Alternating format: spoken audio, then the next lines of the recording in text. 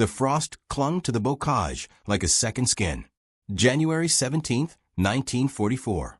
Normandy's hedgerows stood silent under a pale winter sun, their ancient roots twisted through soil that had seen 1,000 harvests and now bore witness to a different kind of reaping. In a muddy trench carved between two stone walls, an American farmer from Iowa, Private First Class Harold Becker, pressed his steel helmet onto the end of a wooden rake handle. The metal scraped softly against wood. He lifted it above the trench lip, slow and deliberate, as if raising a flag no one would salute. 3 seconds passed. Then the crack of a carabiner 98K shattered the morning stillness, and the helmet rang like a church bell struck by lightning.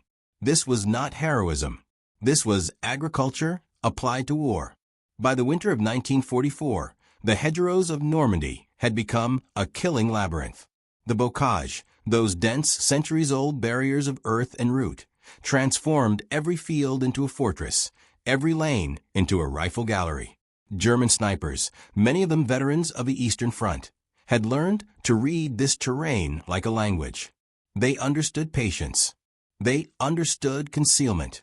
They understood that one well-placed bullet could halt an entire platoon's advance for hours. Wehrmacht marksmanship doctrine emphasized economy of fire. One shot, one target, no waste. Ammunition was sacred. Every round counted toward the fatherland's dwindling reserves. But Harold Becker understood something the German High Command had not accounted for: American abundance expressed through Midwestern stubbornness. The German soldiers occupying the hedgerows had been told many things about their enemy. Intelligence briefings described Americans as soft, undisciplined, reliant on material superiority rather than warrior spirit. Coca-Cola soldiers, some called them sweet, fizzy, lacking substance. The snipers in particular had been trained to believe that American infantry would behave predictably, advance in daylight, seek cover in patterns, expose themselves through impatience.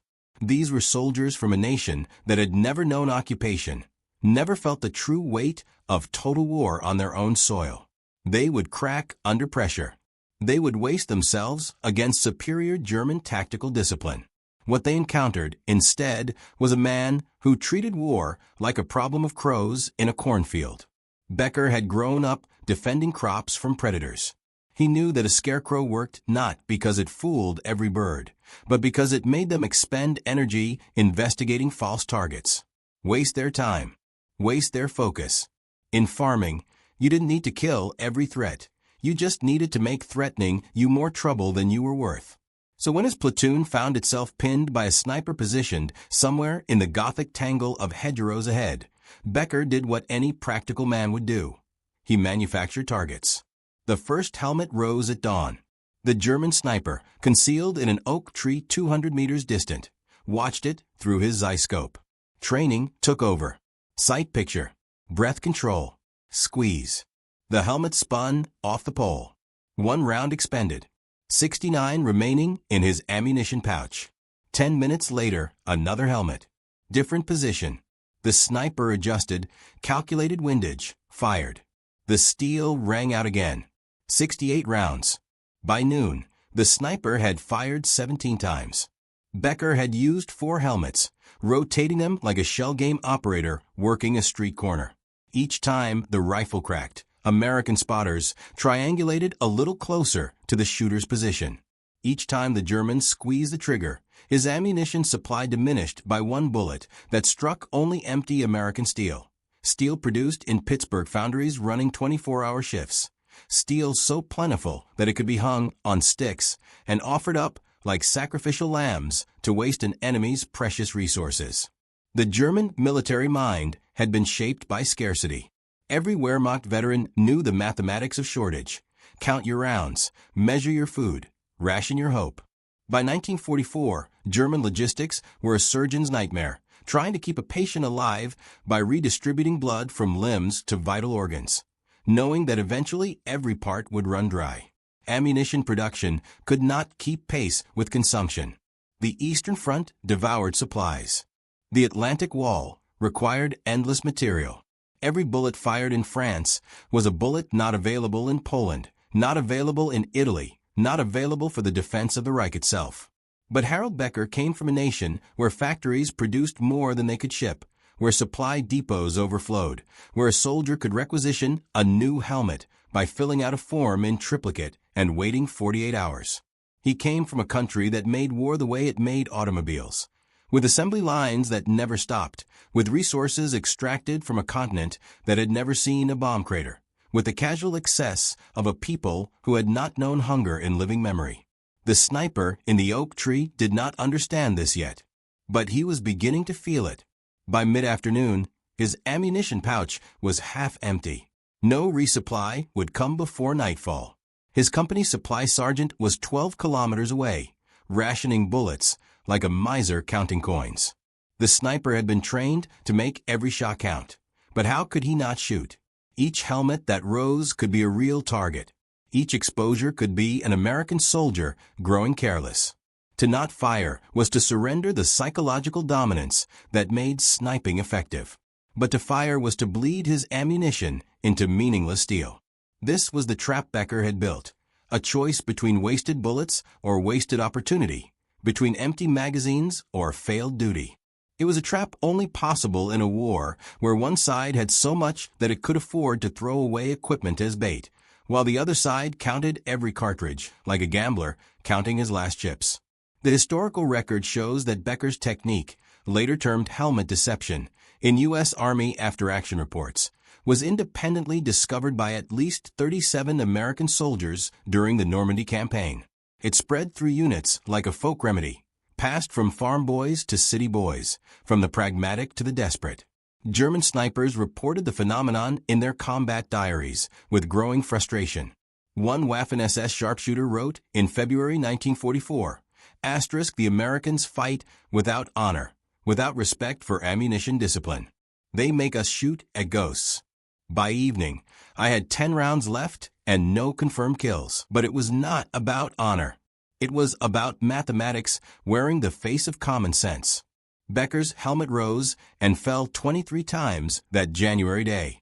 The German sniper fired 19 shots, each one striking nothing that could bleed. By dusk, with only 15 rounds remaining, the sniper withdrew from his position, not because he was defeated, but because he could no longer afford to stay. An American patrol found his nest the next morning. Empty shell casings scattered like brass seeds, a sniper's log recording targets engaged, and a half-eaten ration of black bread so hard it could chip teeth. The bread, like the bullets, told a story about empires in their twilight. American soldiers in Normandy ate from rations that included chocolate bars, canned meat, cigarettes, and instant coffee. They received new equipment with assembly line regularity. They were backed by a nation that produced half the world's industrial output, that could lose 100 tanks and build 200 more, that treated material as expendable and soldiers as irreplaceable. This was not because Americans were wiser or braver. It was because they came from a place where abundance was doctrine, where logistics was religion, where the answer to any shortage was simply to make more. The German soldiers facing them had been raised in a different catechism. The cult of will over material, spirit over steel. But will cannot reload an empty magazine. Spirit cannot forge bullets from belief. By 1944, the Wehrmacht was discovering what happens when ideology confronts industrial reality. It bleeds out one wasted round at a time. Becker survived Normandy. He survived the Bulge. He returned to Iowa in 1946 and went back to farming, where the only thing he shot at were crows, and the only helmets he wore were for harvest sun. He never spoke much about the war, but his neighbors noticed he had a peculiar habit. Whenever he set up a scarecrow, he'd place an old dented helmet on top. It glinted in the corn field like a memory made of light and rust. In the end, the helmet trick was not about cleverness or courage. It was about the silent power of having more steel, more time, more of everything except reasons to conserve. It was about forcing an enemy to make impossible choices between bad options and worse ones, until the weight of their own scarcity dragged them under. The German sniper in the oak tree was not defeated by American marksmanship or tactics.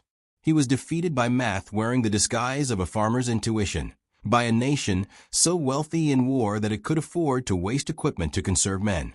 And perhaps that is the deepest truth of that frozen January day, that freedom's advantage does not always announce itself with flags and speeches. Sometimes it appears as a dented helmet on a stick, rising and falling like a metronome marking time for an empire learning, one wasted bullet at a time, that you cannot ration your way to victory against an enemy who has never had to count the cost of trying one more time. The helmet rang. The sniper fired.